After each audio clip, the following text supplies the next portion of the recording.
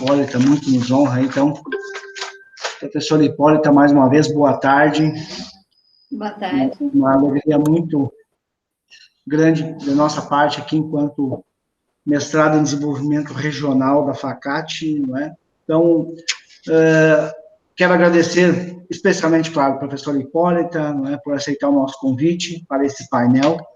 Pandemias e Desigualdades Urbanas e Regionais, ocorre hoje, então, dia 25, né? É uma parceria entre o nosso mestrado em desenvolvimento regional da FACAT e também saudar aí o professor Fernando Locke, não é? Que também integra o mestrado, o programa de pós-graduação mestrado em gestão de organizações públicas da Universidade Federal de Santa Maria, não é? E o nosso colega Tiago Costa Martins, que hoje tem um compromisso particular, não pode participar, mas é uma parceria também com o programa de pós-graduação em políticas públicas da Universidade Federal do Pampa, né? Unipampa. Então, professora Hipólita Siqueira de Oliveira, não é? É professora associada da Universidade Federal do Rio de Janeiro, atualmente está, então, no Canadá, né? Vinculada aí ao Instituto de Pesquisa e Planejamento Urbano e Regional, o IPUR, seu doutorado em Desenvolvimento Econômico pela Universidade Estadual de Campinas, a Unicamp, mestrado em Desenvolvimento Econômico, Espaço e Meio Ambiente, também pela Unicamp, né? As suas áreas de pesquisas, então, são Planejamento Urbano e Regional, Economia Política Urbana e Regional e Desenvolvimento Regional.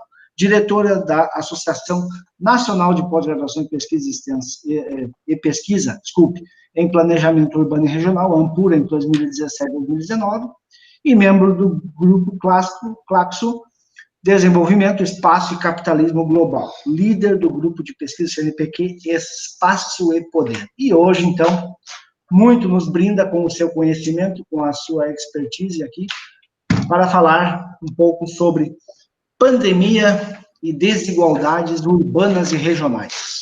Professora Hipólita, então, fique bem à vontade, virtualmente a casa é sua.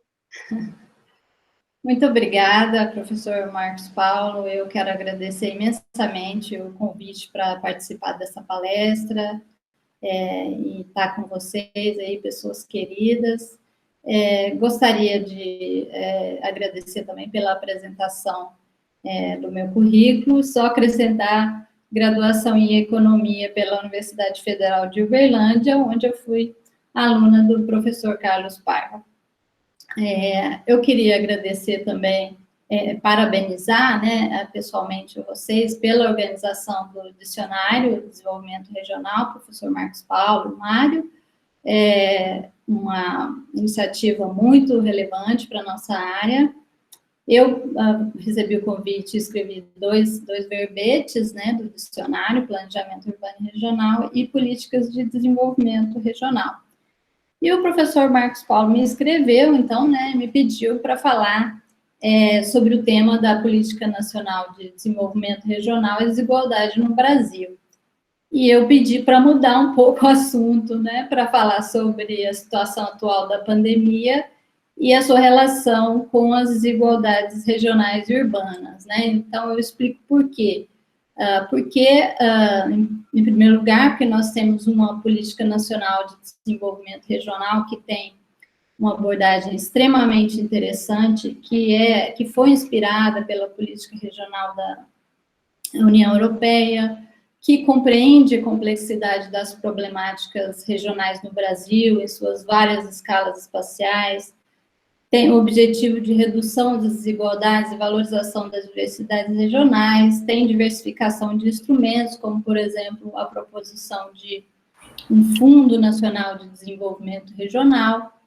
Além disso, ela conta com uma excelente equipe de servidores públicos federais conscientes das questões regionais e comprometidos com a elaboração e implementação dessa política lá no Ministério, né? Essa política, ela foi elaborada inicialmente, o começo dela foi do período da professora Tânia Bacelar e do Antônio Carlos Galvão, que são estudiosos, né, reconhecidos da nossa área de desenvolvimento regional, vem sendo discutida desde 2003, passou por várias conferências públicas com diversos segmentos da sociedade, debatendo objetivos, princípios, critérios, e foi instituída finalmente, por decreto em maio de 2019.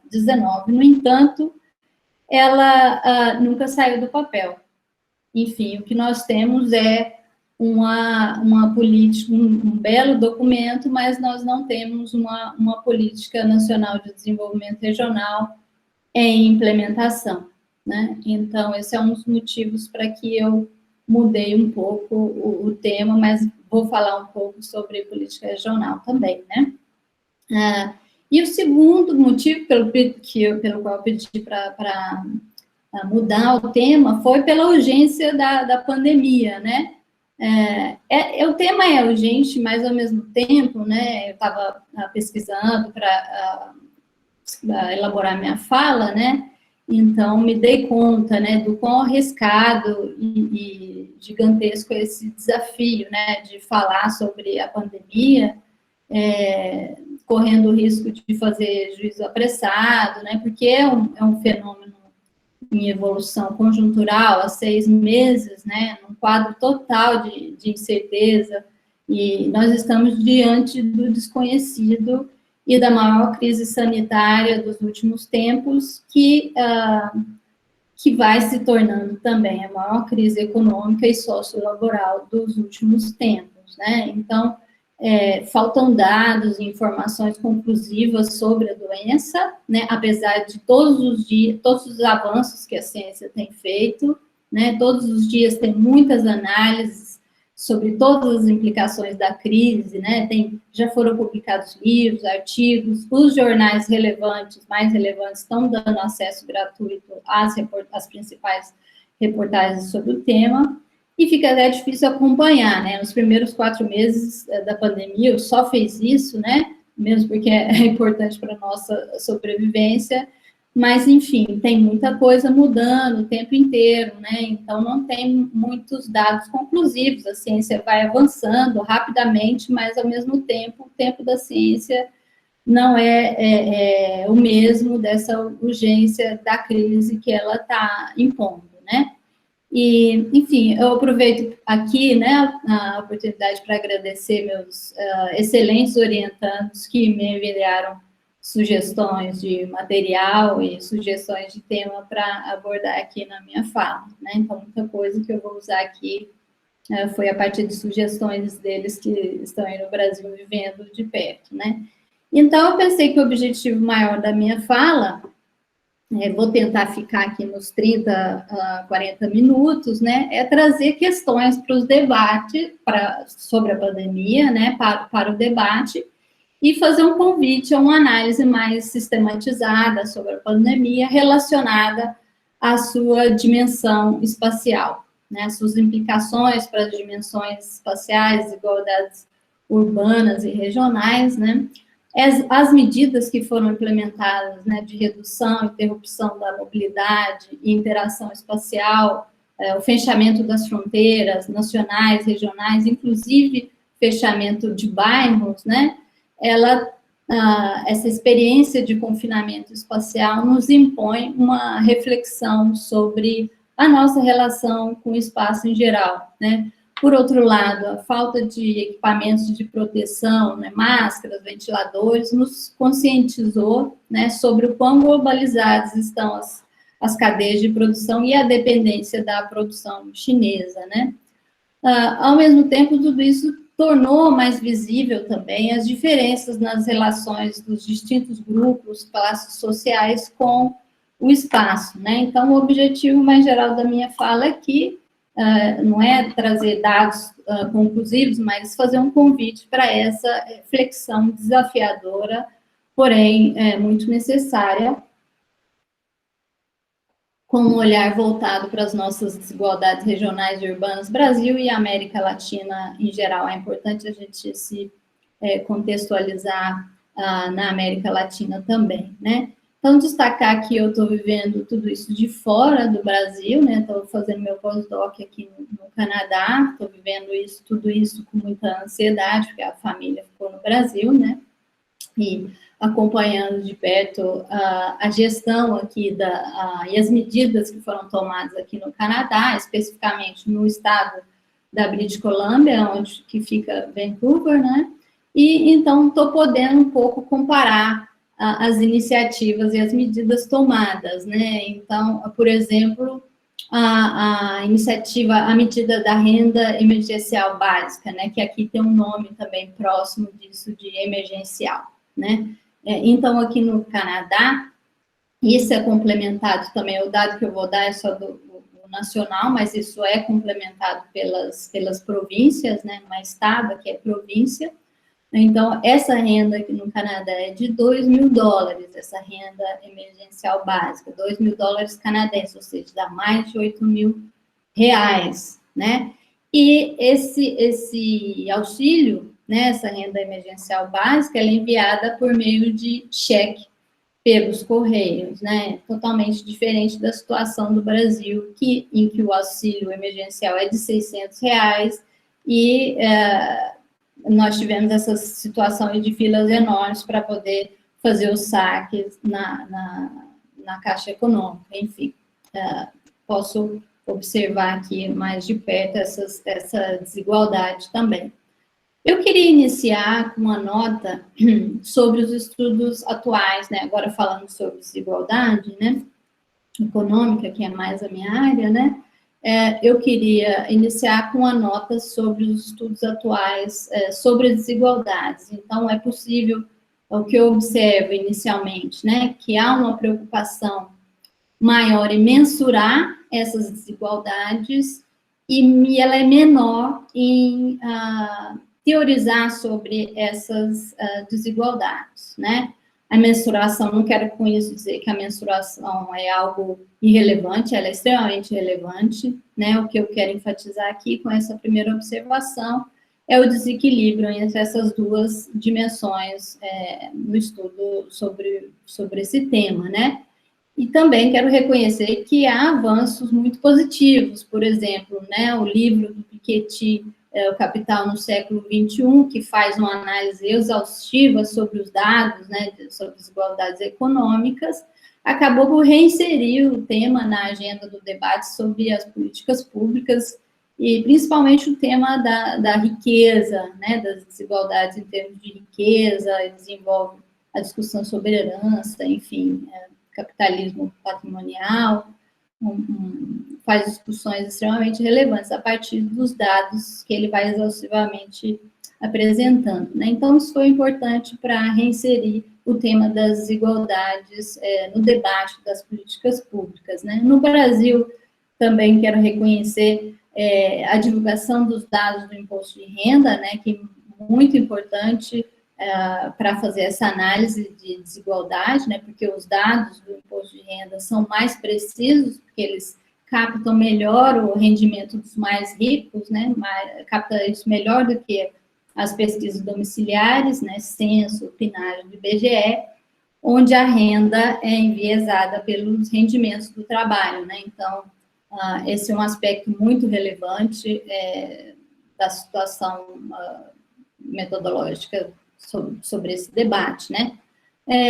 Então, um texto bem interessante que eu li recentemente, já tem um tempo, né, o texto, mas é muito interessante pensando nos dados do imposto de renda, é o texto do Sérgio Gobert e o Rodrigo Araí, de 2016, que chama Tributação e Distribuição de Renda no Brasil, é um artigo muito didático, usando os dados do imposto de renda, né, e nesse artigo eles destacam a coincidência, né, de um quadro de adoção de políticas neoliberais e de reorientação da tributação do imposto de renda, que foi uma reorientação em favor do capital e produziu uma redução da progressividade do imposto de renda, né, só para relembrar, né, imposto sobre a renda é mais progressivo do que aqueles sobre o consumo de bens e serviços, né, que são mais regressivos do ponto de vista social, né? Então, ele chama atenção para o histórico do imposto de renda, em que você tinha um leque muito mais amplo de faixas, né? Tinha 12 faixas de tributação do imposto de renda, e isso foi reduzindo a partir dos anos 80 para 90, e a gente chegou nessas 3 faixas atuais, a gente já chegou a ter uma alíquota máxima de 50% de imposto de renda e a máxima hoje é 27,5%, né? Outro dado relevante do texto é que eles vão destacar, olha, desde o governo FHC, sobre lucros e dividendos não se paga imposto de renda, né? Então, por conta da invenção da despesa, da dedução da despesa com juros sobre capital próprio, né? Enfim, é um texto bem interessante, usando os dados do imposto de renda, mostrando como o imposto de renda vai se tornando mais regressivo, né, cada vez mais taxando trabalho do que capital também, né, por exemplo, eu como servidora federal tenho desconto na folha de pagamento e quem recebe dividendos não paga imposto de renda. Uma outra nota sobre esses dados, enfim, eu tenho uma orientanda trabalhando sobre o tema das desigualdades regionais, e ela está quebrando a cabeça para ver como é que a gente usa esses dados do imposto de renda para medir as desigualdades regionais nas suas várias escalas, por exemplo, uma escala que é mais meso e micro-regional, né? Como que a gente consegue desagregar, é um pouco, enfim, não é tão promissor como esses dados mais gerais para análise da desigualdade de renda no Brasil, mas, enfim, é uma área que a gente precisa explorar ainda, né?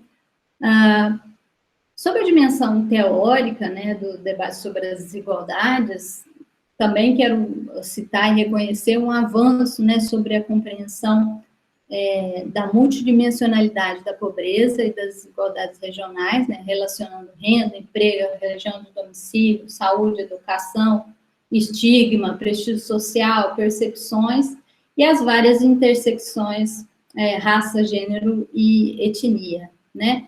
Um desafio, como eu disse para vocês, sempre maior é ter uma melhor compreensão sobre as desigualdades urbanas e regionais, porque nesses estudos, geralmente, o que você tem é que as cidades, as áreas metropolitanas, macro-regiões, elas funcionam como um mero recorte, e não como uma variável analítica importante de ser analisada em conjunto com as demais, né? Por exemplo, eu já debati com especialistas de desigualdade de renda e reivindiquei um olhar mais voltado para essa questão regional e tive como resposta, qual questão regional? Isso não existe no Brasil, isso é coisa do passado, enfim, esse tipo de coisa que a gente tem que enfrentar, mas, enfim, quero reivindicar esse olhar mais voltado para as desigualdades regionais e urbanas nesses estudos, né? Então, teoricamente, eu destaco aqui a atualidade do conceito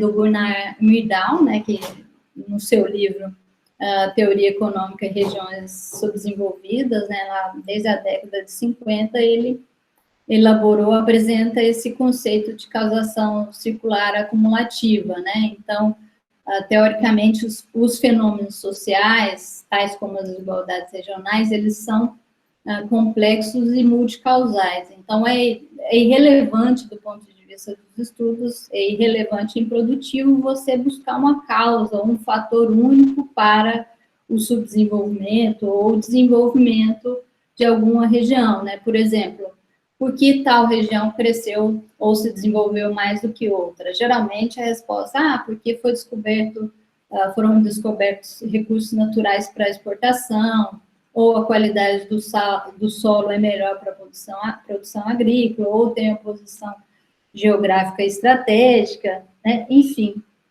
o que ele vai dizer é o seguinte, é preciso fazer uma análise. O que é mais relevante? Não descobrir esse fator que gerou o crescimento ou propulsionou o desenvolvimento, mas o mais importante é fazer análise sobre a interdependência dos fatores, é isso que importa. Então, tem interdependência de fatores econômicos e não econômicos na produção dessas desigualdades. Geralmente, os alunos sempre falam, professora, mas então, tudo se relaciona com tudo? Por exemplo, na área da saúde, né? Sem saúde não se tem emprego, sem emprego não se tem renda para levar uma vida saudável, boa alimentação, prevenção de doenças, etc.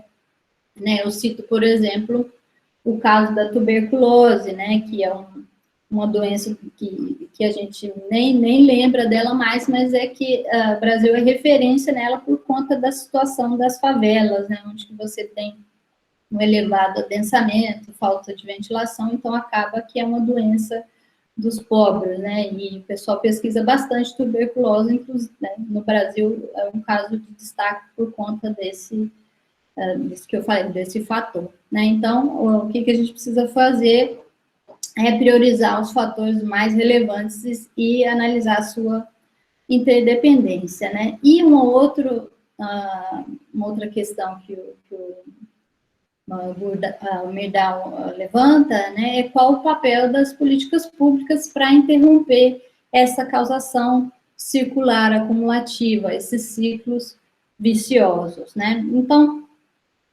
pensando no caso da pandemia, né, da Covid-19, ela já é possível observar que ela vem acentuando um quadro já existente de incerteza total, né? No caso brasileiro, é importante a gente lembrar, né, que já vinha num quadro de crise econômica, de elevado desemprego, é diferente, por exemplo, dos Estados Unidos, daqui do Canadá, que você teve que parar economias que já estavam crescendo, né, que vinham com a situação melhor do ponto de vista do emprego. Aqui no Brasil é diferente, o ponto de partida é de crise econômica e de elevado desemprego, né? Isso vai ter várias implicações, essa questão da pandemia, né?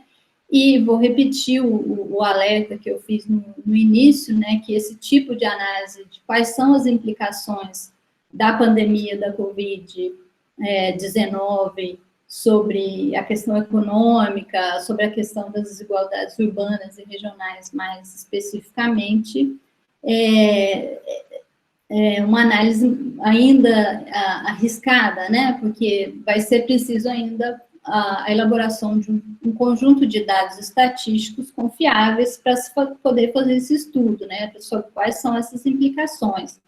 Está em evolução ainda, mas é possível, acho que já é possível afirmar que está sendo mais visível é a indicação de um forte aumento das desigualdades socioeconômicas e socioespaciais, uma vez que o peso, né, dos custos dessa pandemia está sendo maior sobre os pobres e mais vulneráveis, sobre os trabalhadores que estão na linha de frente, né? Então, desempregados, mulheres, as mães solo, afrodescendentes indígenas, pessoas com deficiência, pessoas em situação de rua, né?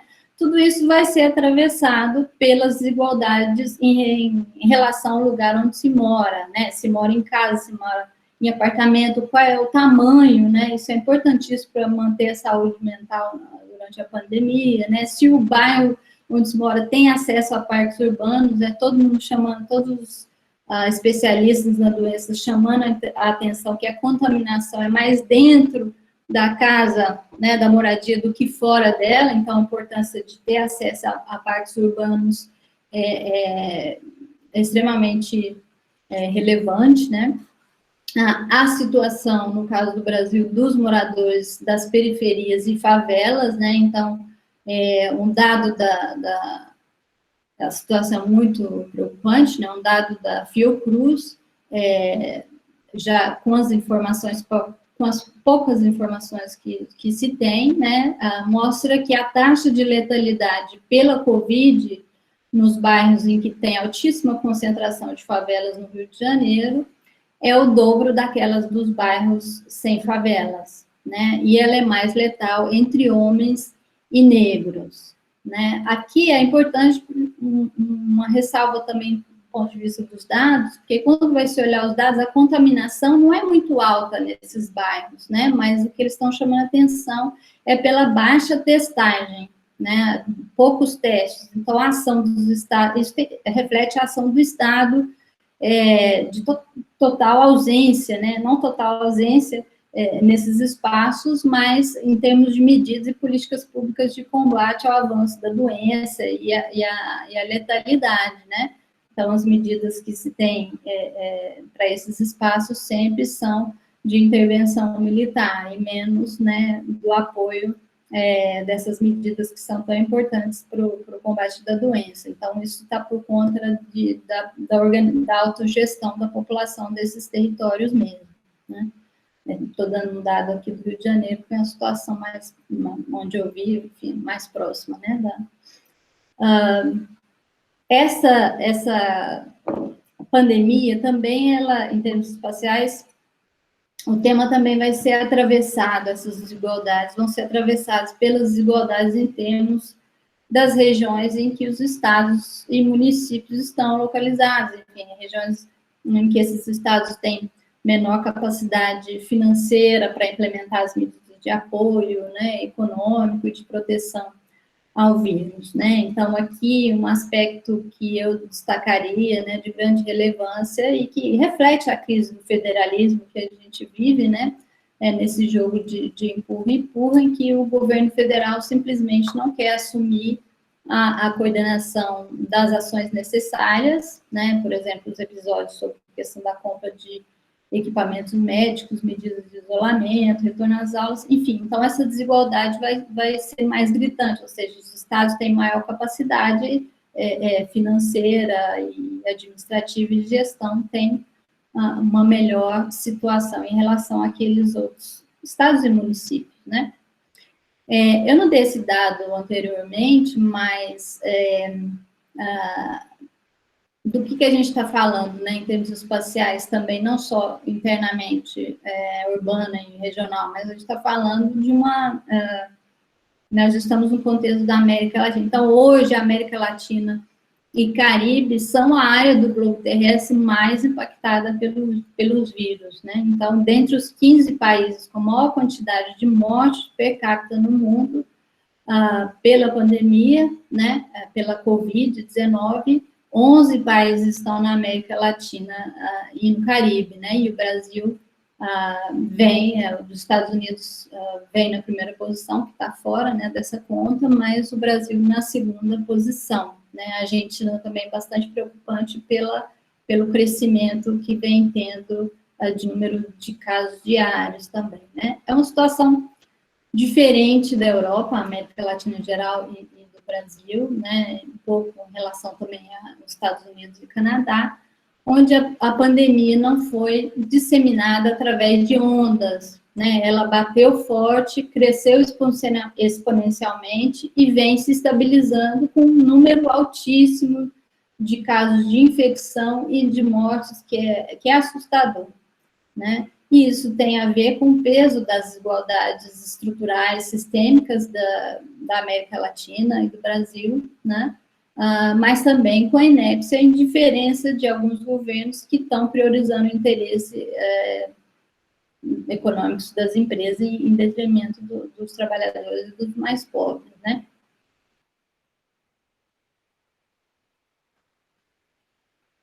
Então, nessa relação, voltando para essa relação com as desigualdades urbanas e regionais, né, um aspecto distintivo nessa questão das regiões cidades e das regiões e de cidades brasileiras e latino-americanas é a característica de heterogeneidade econômica, social, produtiva, de renda, do mercado de trabalho e territoriais dessas cidades e regiões na América Latina, né?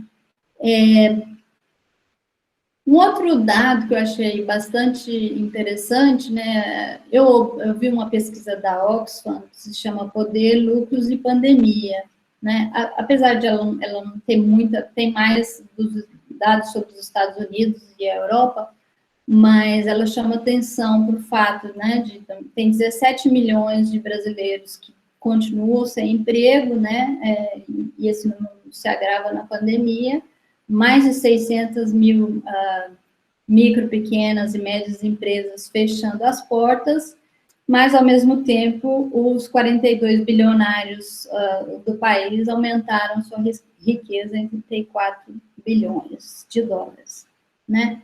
Essa crise, ela traz infelizmente, pelas implicações dela, ela traz essa urgência do debate das desigualdades, né?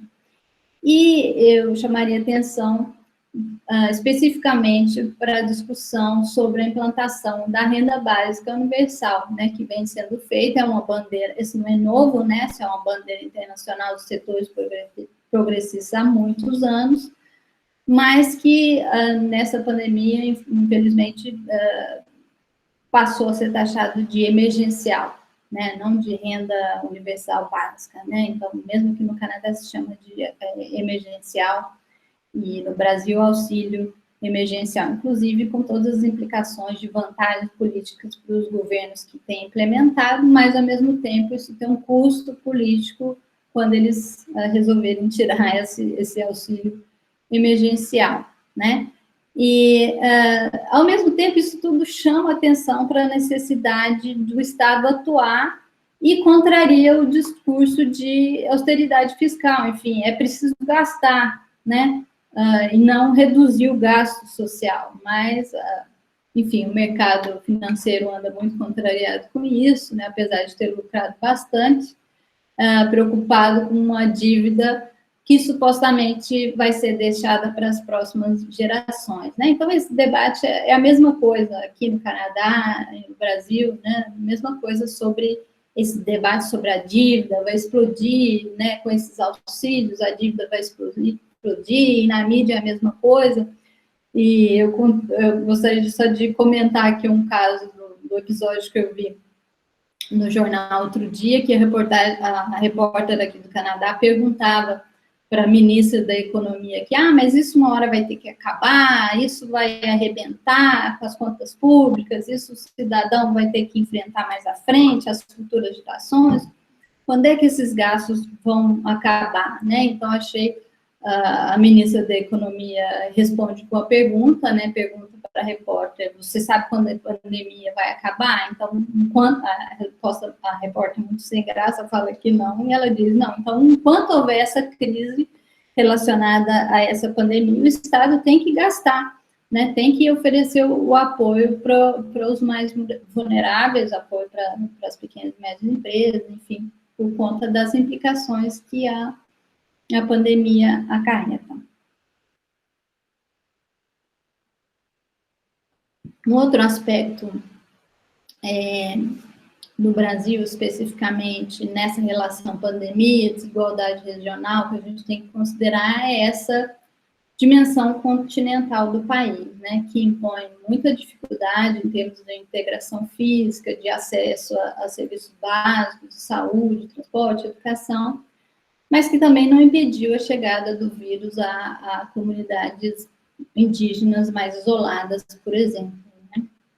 Tudo isso, essa dimensão continental associada com aquilo que a gente falou sobre heterogeneidades urbanas e regionais. Né? Então, em termos das heterogeneidades urbanas, né, eu diria que a qualidade precária, né, da urbanização brasileira, a falta de habitação adequada, de infraestrutura de saúde, de transporte, de saneamento básico, né, e as desigualdades intraurbanas, né, por exemplo, o saneamento é bem melhor nos bairros onde não tem favela, na favela não tem saneamento básico, por exemplo, é distinto entre o centro e a periferia das áreas metropolitanas, né? Então, essa precarização da urbanização brasileira, ela torna os espaços, principalmente os espaços metropolitanos, né, e espaços ideais para a circulação e velocidade da contaminação pela Covid, né, dadas a densidade populacional,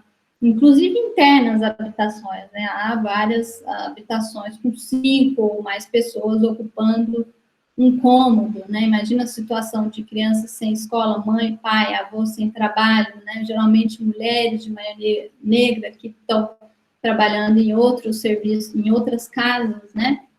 Mas também o caso de auxiliares e técnicos de enfermagem, né? No Brasil, se não me engano, é onde houve o maior número de mortes de trabalhadoras na área da saúde, sobretudo auxiliares, né, e técnicos de enfermagem, né. E eu acrescentaria também, deixa eu só ver o tempo aqui, né? Acrescentaria também que as áreas de maior urbanização do Brasil também são consideradas, vêm sendo consideradas como espaços ótimos para testar as vacinas, né? Como a doença não foi disseminada em ondas, né? E a grande velocidade da contaminação, existem muitos casos, inclusive com mutações distintas do vírus. Então, são espaços ideais, então viramos um excelente laboratório para o teste da vacina também, né? Espero que depois a gente, se for possível, que a gente seja os primeiros a receber isso também, vamos ver. Do ponto de vista regional, né, os dados da Covid, como eu já falei dessa questão da área das regiões de maior urbanização e densidade, né, mas alguns dados a gente pode pensar sobre as desigualdades regionais relacionadas ao Covid, né? Hoje uma orientanda minha me passou alguns dados do IBGE PNAD Covid, né? Achei muito interessante o painel que eles montaram lá, pode ser explorado, né? Algumas coisas com maior desagregação no nível regional e municipal, outras mais sobre o nacional mesmo, né? Mas alguns desses dados a gente já pode relacionar com essa desigualdade econômica regional. Por UF, né, por unidade da federação, e não meso, micro, região, que seria uma análise regional mais adequada, né? Então, por exemplo, lá, os dados sobre auxílio emergencial, né? Tem um dado sobre o percentual dos domicílios que receberam o auxílio emergencial em agosto de 2020, né? Dos estados em que esse percentual é maior do que 50%, né, todos estão na região norte e nordeste. Por exemplo, no Amapá, 71,4% dos domicílios estão recebendo auxílio emergencial. Maranhão, 65%, Pará, 64,5%.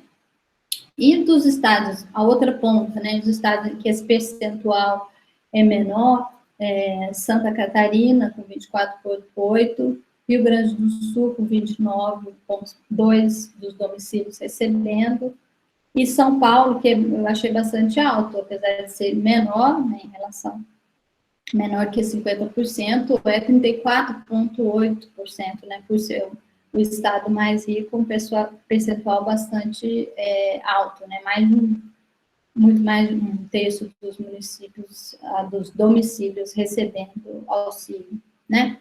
Um outro dado também que é interessante lá é o percentual da população ocupada que teve rendimento menor do que o normalmente recebido, né, antes da pandemia. Então, esse dado, para o Brasil, ele é de 27%, onde ele é menor, Santa Catarina, 20%, Rio Grande do Sul, um terço da população, Paraná, 26%, São Paulo, 27% da população ocupada tem rendimento menor do que o normalmente recebido antes da pandemia. Rio de Janeiro, 30%, né? Dá para a gente explorar aí, fazer alguns cruzamentos, mas eles são dados meio crus ainda, não dá para discutir muita coisa, né? Só para descrever e ver essa conexão, né? Já encaminhando para encerrar, né, e a gente poder debater, eu queria destacar que essas desigualdades urbanas, regionais, principalmente as regionais, né, elas não são naturais, né? Aquilo que é natural é a diversidade, enfim, no meio ambiente a gente pode dizer isso, né? Mas essas desigualdades, elas foram produzidas, né, ao longo do tempo. Estou conversando com estudiosos da área de mestrado em desenvolvimento regional, a gente sabe que essas desigualdades, elas foram produzidas por uma dinâmica histórica, né, que muito seletiva da atividade econômica, mas também por políticas regionais do Estado e dos estados da federação que priorizam apenas a atração de investimentos industriais, a desconcentração da indústria, infraestrutura econômica, e menos a infraestrutura urbana adequada, enfim, de acordo com a rede urbana, né?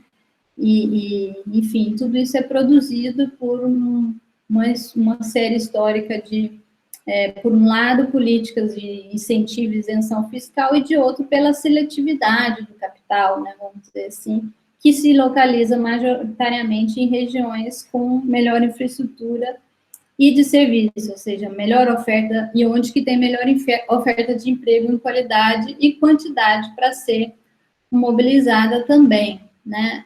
Também gostaria já de encerrar, né, para o debate, nessa situação de maior vulnerabilidade econômica, né, das regiões em relação à pandemia, a menor capacidade financeira, né, não necessariamente corresponde com a deficiente organização política, institucional, né? Primeiro, assim, institucionalmente, destacar o SUS, né, que tem um desenho regionalizado, hierarquizado, trabalha com o conceito de regiões de saúde, né, do ponto de vista das suas ações e do seu serviço, e o problema dele, a gente sabe que é a falta de fundos, né? A gente tem um sistema de saúde que poderia atuar na redução de uma dimensão muito importante dessas desigualdades regionais e que tem relação direta com essa pandemia, né? Então, a gente sempre tem que lembrar que ele precisa ser valorizado e fortalecido, né? Nessa crise econômica que vem desde antes da pandemia, né? Boa parte da classe média parou de pagar plano de saúde, né? Isso pressiona o SUS, mas infelizmente isso não pressionou para uma valorização devida do SUS, né? Do ponto de vista político, por exemplo, a gente tem a organização dos estados nordestinos e a formação do consórcio Nordeste, prática que vocês aí do Sul conhecem, né?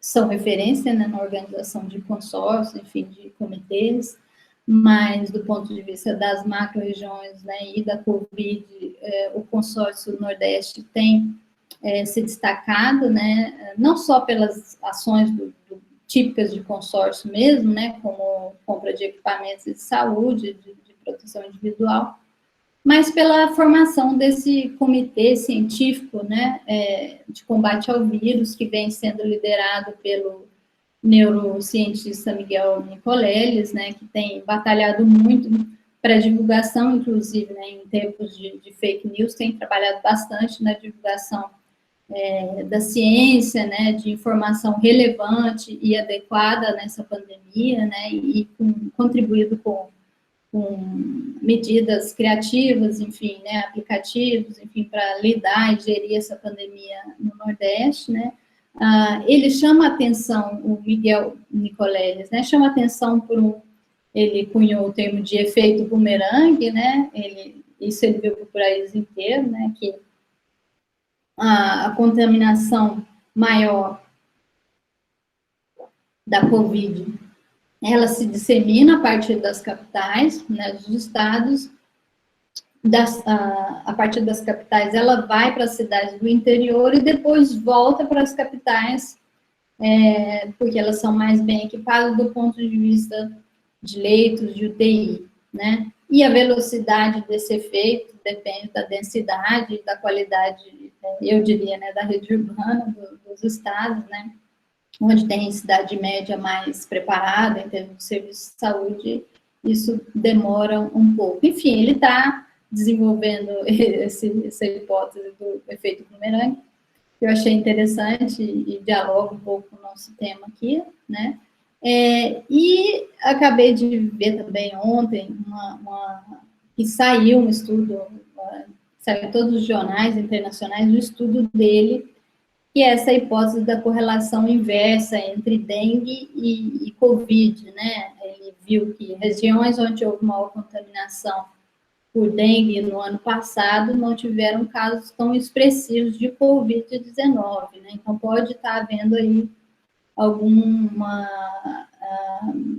imunidade por conta daquelas pessoas que foram afetadas pelo Aedes aegypti, pela dengue, né? Mas, enfim, isso é um estudo que ainda precisa ser avaliado pelos pares. Enfim. Só queria destacar que ele está elaborando tudo isso, né? E ele descobriu tudo isso fazendo uma análise dos mapas das regiões e das cidades do Brasil. Enfim, eu acho que é possível, né? Esse olhar, minha conclusão agora, né?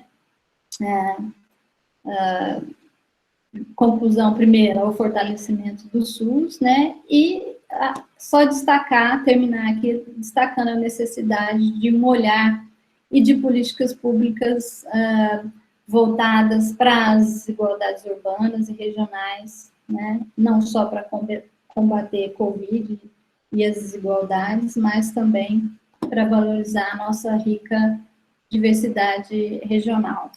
Então, é isso, acho que acabei passando um pouquinho do tempo, mas eu queria agradecer mais uma vez e estamos aí para o debate.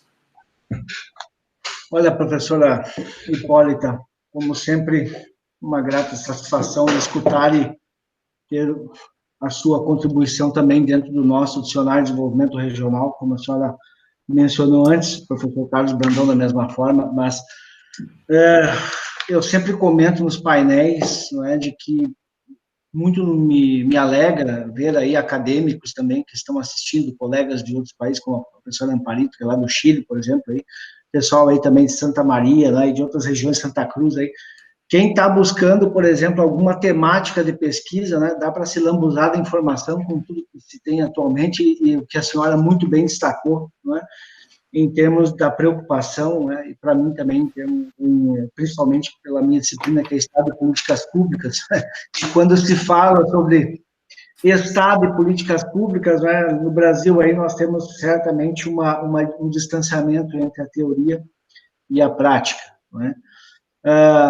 Bem, nós estamos aqui com possibilidade aí de debate, não é? Deixo aberta a palavra aí aos colegas, professor Paiva, professor Fernando, professor Mário, que fiquem à vontade também para as suas inserções e conversando aí com a professora Hipólita, não é? Paiva, seu microfone. Hipólita, eu andei vendo também os dados do auxílio emergencial. Na verdade, eu vi apenas do primeiro mês, eu não tive tempo, eu estou agora me preparando para pegar de todos os meses, né? E fazia usar o Covid-19 do IBGE, o Covid-IBGE, né? Mas fazer uns cruzamentos. Você já colocou uma questão que eu tinha ouvido falar, eu queria saber se tu conhece estudos mais determinados, ou se vocês estão pensando em fazer isso, tu e o Brandão, ou algum grupo de pesquisa, tá? Essa coisa assim, ó, me surpreendeu muito a disparidade, né, de solicitação do auxílio, ok? E assim, pelo menos no primeiro mês, Hipólito, eu tenho certeza, os 4 estados com menor demanda foi Santa Catarina, primeiro, colado Rio Grande do Sul, Paraná e depois São Paulo, ou seja, os 4 estados do Sul. E com uma grande disparidade interna, eu fui estudar as questões dos municípios do Rio Grande do Sul. O que acontece, me parece, eu gostaria de saber da tua avaliação sobre isso, tá?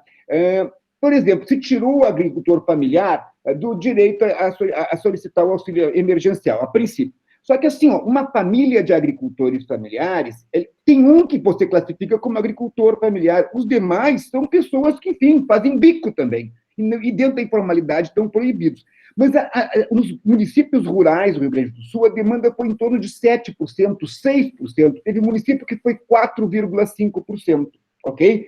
E, ao mesmo tempo, essa demanda pequena, ela me parece que, assim, ó, ela é fruto de desinformação, da carência de mobilização também dos agentes políticos e sociais da localidade, e de um certo moralismo da população. Porque você vê, aparece uma correlação, pelo que tu mesmo disseste, de quem mais sofreu impacto de perda de renda foram nos estados onde houve uma menor demanda. Santa Catarina, Rio Grande do Sul, São Paulo. Então, tu perdeu mais renda quando você solicitou menos, ok? A ideia de que no Sul Maravilha todo mundo é rico é uma piada, ou seja, a desigualdade é universal no Brasil, nós temos algumas coisas em comum.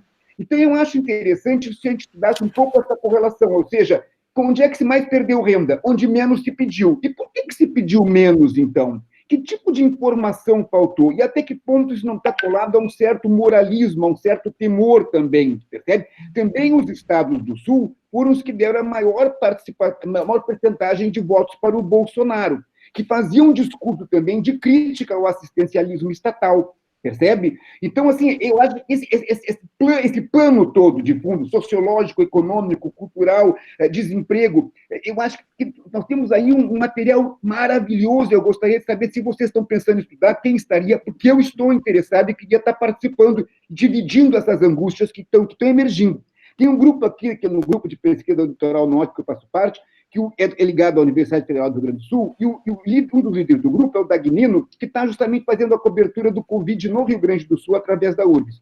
Então, a gente tem um manancial enorme e não temos gente suficiente para operar essas coisas, tá certo? E eu fico, assim, viajando em todas as correlações que a gente pode fazer, imaginando que, bom, tem coisas maravilhosas a fazer aqui. Mas, de qualquer maneira, assim, brainstorm, o que você teria para me dizer sobre isso? Pensaram também sobre isso? E obrigado pela fala. Não sei se eu vou poder falar mais contigo, porque eu tenho outra live. Beijo. Não, fique à vontade, professor Hipólito.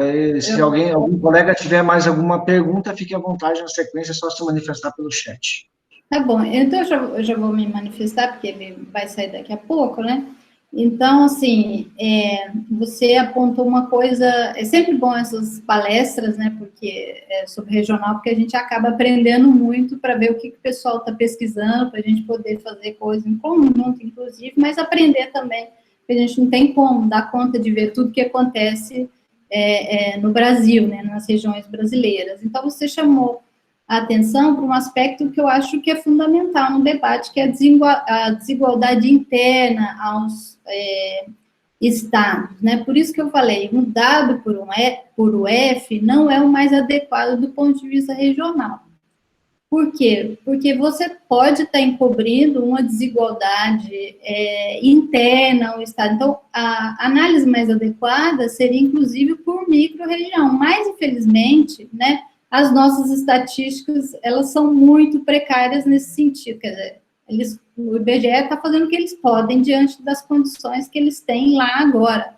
Mas, enfim, com os dados que eles têm, a gente, há muito tempo, né, a gente tem uma dificuldade para desagregar esse dado e ver essa desigualdade interna, né? Então, a gente acaba confundindo, né, região com a UF, estado, mas não é. Então, é importante essa nota metodológica, que é isso que você falou. E achei super interessante isso que você trouxe também, o debate da desigualdade, eu não falei lá no começo, mas quando eu falei dos fatores, né, pesa muito a moralidade, né? Então, é um debate sobre uma questão moral, né? É interessante que a gente faça e que a gente coloque de cara já, olha, é um debate sobre uma questão moral. Imagina, né, uma pessoa que estava lá bem, estava recebendo, sei lá, acima da média do Brasil, que são 3 salários mínimos, né, e de repente se vê numa situação de total desemprego e sem nada, sem poupança acumulada, porque isso mal dá para pagar ali as suas contas, e ao mesmo tempo não cai dentro das condicionalidades para pedir o auxílio, né, que se eu não me engano, um recorte muito mais baixo. Então, assim, essa discussão do auxílio, ela é atravessada, eu não estou me lembrando todas as condicionalidades aqui, mas, enfim, ela é atravessada por tudo isso que você falou. Enfim, por que eu quis, né? Por que eu quis mudar o tema lá do começo? Porque eu acho assim, muito relevante a gente explorar os dados que estão saindo e fazer essa análise do ponto de vista da dimensão espacial dela, urbana e regional. Então, assim, o que eu e o Brandão, a gente está fazendo, a gente ainda não... Eu olhei foi bom essa palestra, porque agora eu peguei, tive que sistematizar muitos dados. Mas, assim, a gente estava olhando mais pela iniciativa do Consórcio do Nordeste, né, que é uma iniciativa interessante, né, do comitê, enfim, uma coisa mais político-institucional, mas do ponto de vista dos dados, a gente ainda não começou a trabalhar, mas, enfim, me leva que eu vou.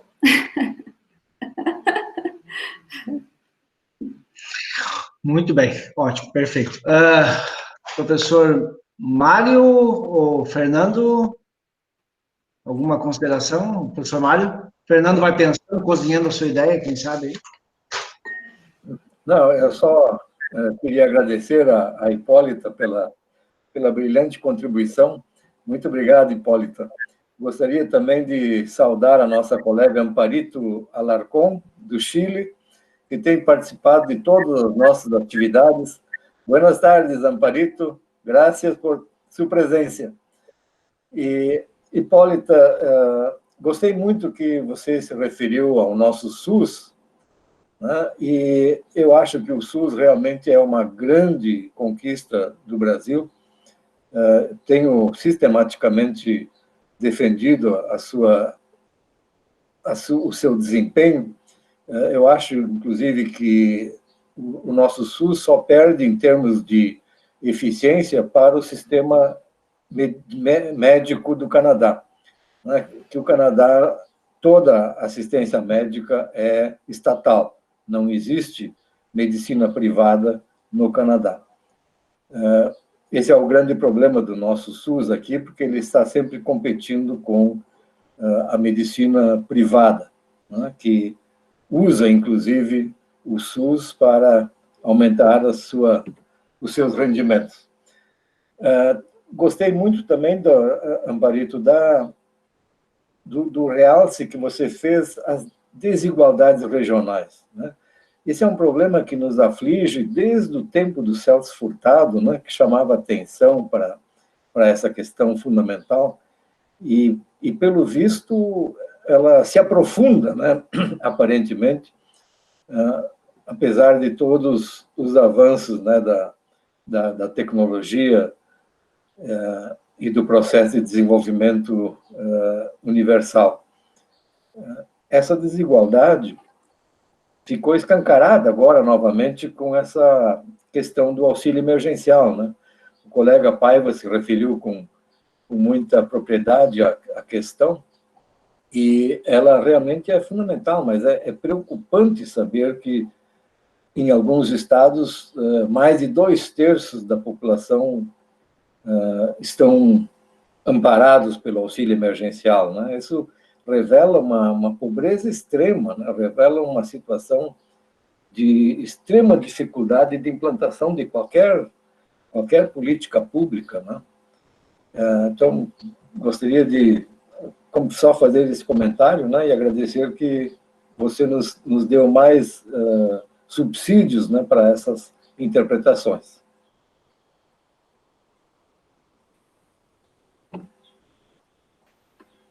Eu já falo ou espero? Fique à vontade, professora Hipólita. Fernando, você tem alguma pergunta? Depois já organiza aí, tá? Professor Fernando. Por favor, professor Hipólita. Eu também tenho uma depois. Então, professor Mário, muito, assim, eu fico muito estimulada aqui a fazer as comparações com... É difícil a gente estar acompanhando tudo, né? Fora do país da gente, longe da família e tudo, mas também me sinto mais segura aqui, com toda certeza, né? A gente tem realmente o governo federal, aqui é federalismo também, é um federalismo extremamente complexo, né? Toda essa parte de saúde e educação, ela é descentralizada no nível das províncias, né? E toda a parte de gestão da pandemia, né, também é bastante descentralizada. Então, aqui, especificamente na província da Colômbia Britânica, né, aqui você tem uma chefe, né, uma chefe acho que não seria correto a gente falar vigilância sanitária, né, mas a chefe oficial de saúde, né, que gere toda essa coisa da pandemia, e ela é extremamente competente e tem uma comunicação muito boa, diariamente faz os reportings, né? E ela não é um cargo político, né? Ela é a chefe de saúde, e ela que manda fechar e abrir bar, enfim, fazer o lockdown, toda hora está sendo ameaçada, mas, enfim, é uma gestão muito bem feita, muito competente, né? Aqui muito mais do que o outro lado do Quebec, né? Dá para ver uma diferença aqui também, muito heterogêneo nesse sentido, né? Também tem muita problemática em relação ao federalismo e essa dimensão continental que aqui tem, né? Mas, ao mesmo tempo, é uma população menor, muito concentrada na fronteira com os Estados Unidos, né? Essa questão do fechamento da fronteira com os Estados Unidos tem muita implicação, inclusive, para serviços de saúde e tudo mais, mas aqui, ao contrário dos Estados Unidos, a saúde é universal, né? E a gente vê a diferença, né, entre um país e outro. Agora, essa questão, existe uma medicina privada aqui, né, no Canadá, mas todo o atendimento básico é público, né? Inclusive para mim, que estou aqui em residência temporária, eu tenho a carteirinha e tudo, mas é da British Columbia, não é do Canadá, né? Porque é da província, enfim, e aqui, pelo que eu vi, é um atendimento melhor também de saúde, né? E muito mais valorizado, inclusive, em termos de prestígio, né, social. Não é porque é público que é ruim, no Brasil é assim, né? O SUS é público e, portanto, ele é ruim. Não, né? Não é isso. Tem que discutir o problema. Ele é muito bom, né? Ele não tem fundo, né? Underfunded. Mas aqui não. Então, houve uma ampliação, né, do funding aqui para atender o sistema de saúde, e é muito valorizado, só para vocês terem uma ideia, né? Então, eles estão tendo um cuidado de fazer os atendimentos por telefone. Então, tudo que eu preciso, o médico que me liga. Então, ontem, por exemplo, a médica, né, ginecologista que me ligou, era a diretora do departamento de ginecologia da UBC, da universidade, enfim, não era qualquer uma pessoa, e me ligou aqui ontem, me falou e tal, me passou a receita, e tudo assim, não é você que procura, são eles que te procuram. Então, assim, é o médico que te liga, é o laboratório que manda os resultados para o médico, e aí o médico... E tudo isso é público. Então, estou muito encantada.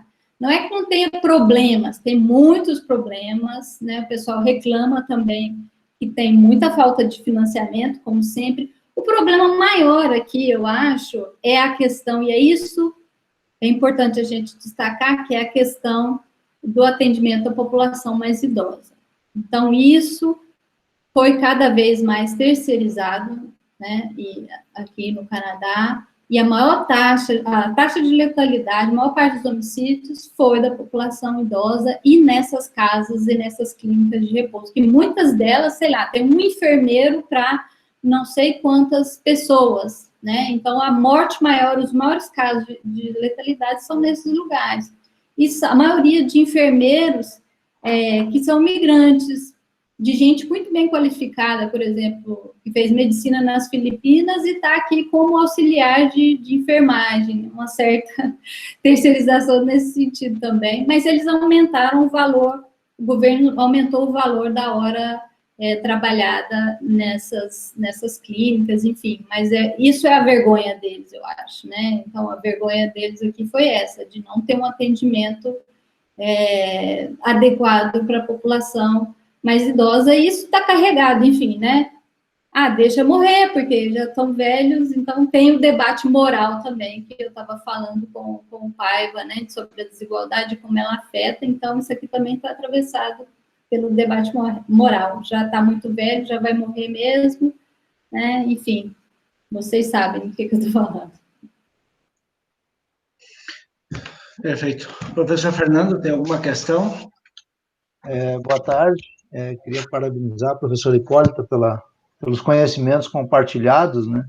Essas discussões são bastante interessantes, porque fazem a gente pensar um pouco e enxergar coisas que muitas vezes não temos alcance, né? Cumprimentar o professor Mário, Paiva, Marcos, né? E os demais participantes aí.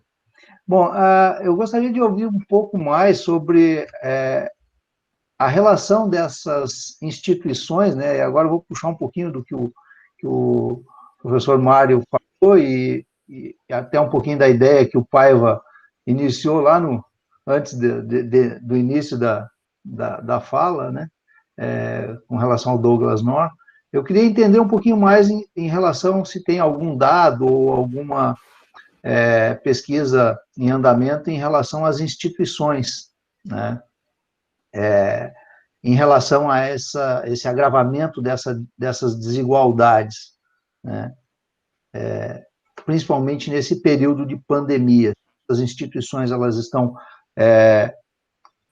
fazendo com que essa desigualdade aumente, né, se agrave, ou se elas estão conseguindo minimizar esse problema, né, em relação, não só aí em termos de Brasil, mas uma relação aí mais com países desenvolvidos e América Latina, ou outros países da África, Oriente Médio e outros mais.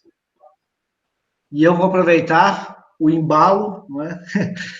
Não é, professor Hipólito? Eu vou aproveitar aí que nós temos a presença dos colegas também, que muito nos honram, como o professor Mário falou, do Chile, não é? O professor Amparito, Laura Dieto, que está por aí também, via por aí agora, alguns aí mais, que também nos alegra. Tentar observar, no gancho do professor Locke, essa questão aí, por exemplo, que a professora Hipólita comentou, os países da América Latina, por exemplo, nós estamos vendo aí também que tem um crescendo na Argentina também, muito preocupante, não é? Apesar de toda a questão das ações que vêm sendo tomadas, o Chile também está aí, os colegas são de Linares, província de Talca, não é? Ao sul lá do Chile, mas o que na percepção da professora Hipólita vai ficar de lição para a questão das desigualdades regionais e talvez até diria, por vezes, subregionais, né? Talvez assim, porque nós também temos que considerar que o país, não é, o Brasil em especial, ele por si só, ele já é praticamente um continente, não é? E tem diferentes realidades, né? Então, qual é a sua percepção a partir disso, né? Não sei se ficou claro, não é? Mas a minha preocupação é nesse sentido, porque o que nós queremos é isso, né? Nós não queremos só pão, nós queremos rosas, ou seja, nós queremos realmente, não é, ter condições, mas nós também queremos qualidade de vida, não queremos só o pão, né? Nós queremos também rosas, né? Nós queremos desfrutar, né? Então, a minha preocupação aqui também é nessa linha. Bom, obrigado também. Obrigada pelas perguntas. Estou aqui ainda pensando, né? São muitas. Dá para desenvolver tese, 2 teses, cada pergunta uma tese, né? Vou começar pela mais ou menos mais fácil para mim, né? Que é a última, né? Sobre o que fica de lição, né? Há muito tempo a gente já vem falando, né? Quem estuda políticas regionais, né? Há muito tempo a gente vem falando que política regional clássica, né, de atração de investimentos, geralmente atração de indústria, infraestrutura, né, esse tipo de abordagem precisa mudar, né? Então, é importante ter uma política regional que dê acesso a serviços de qualidade, né? E aí, então, aqui a gente está falando de serviços de saúde, de educação, né? Nos últimos anos, né, como, por exemplo, com a criação de institutos federais, de novos campi, isso mudou um pouco, né, do ponto de vista, a gente pode pensar, a Tânia Bacelar fala, não tem uma política, isso não é uma política regional explícita, né?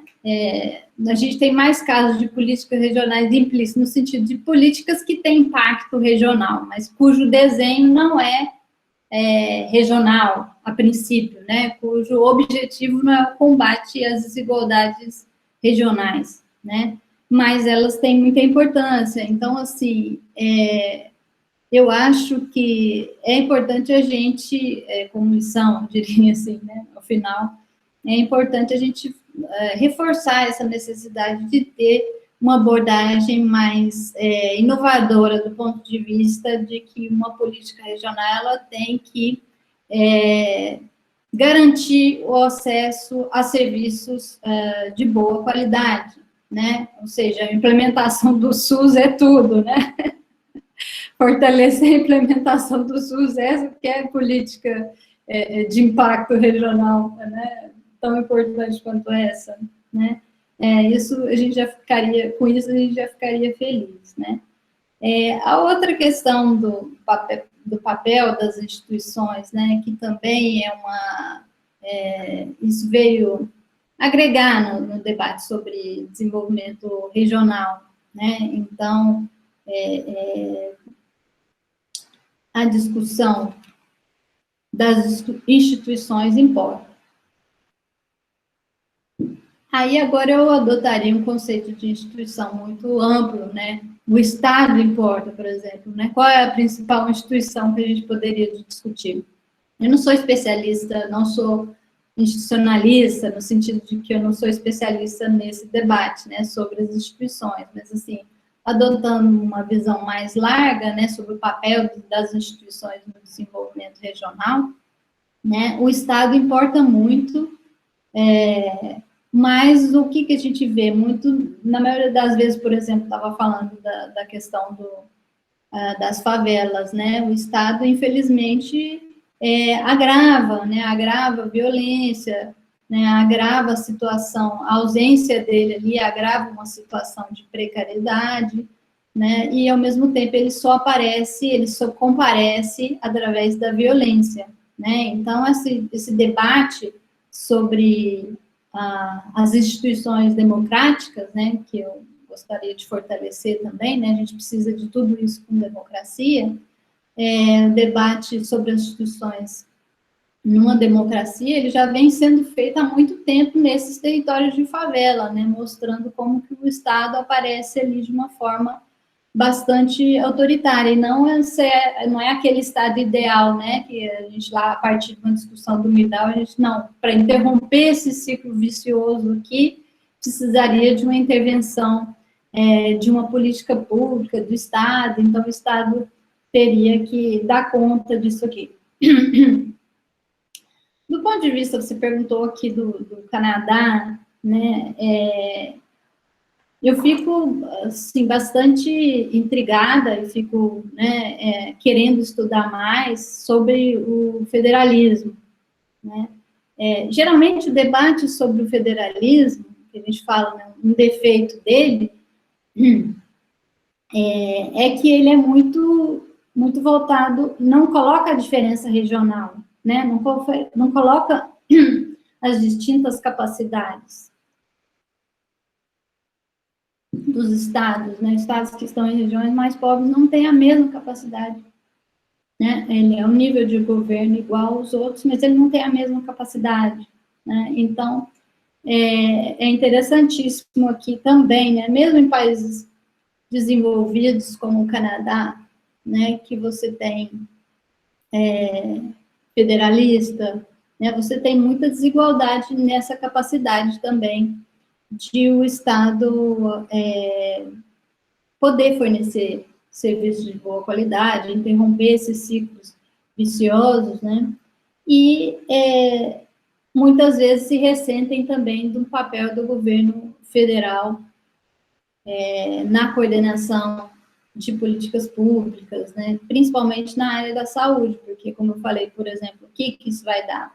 Vai dar que, de um lado do lado Atlântico, principalmente o Quebec, né, tem uma capacidade de fornecer serviços de saúde distinta desse outro lado de Ontário, né, que é a província mais desenvolvida do país. Então, acho que, enfim, dá para pensar muito mais sobre o papel das instituições, enfim, e relacionar com o debate sobre o desenvolvimento regional, mas, enfim, a gente tem pouco tempo aqui para falar, né?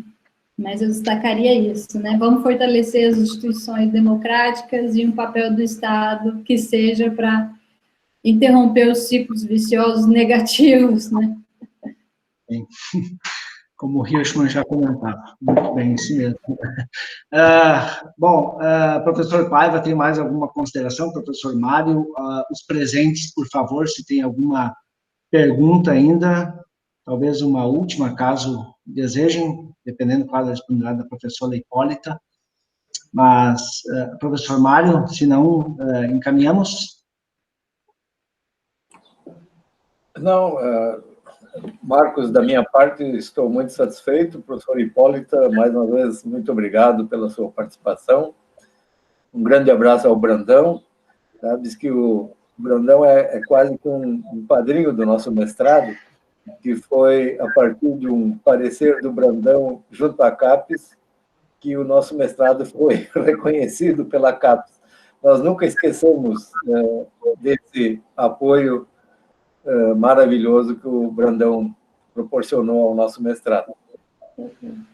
A gente brinca, ele lembrou disso, né?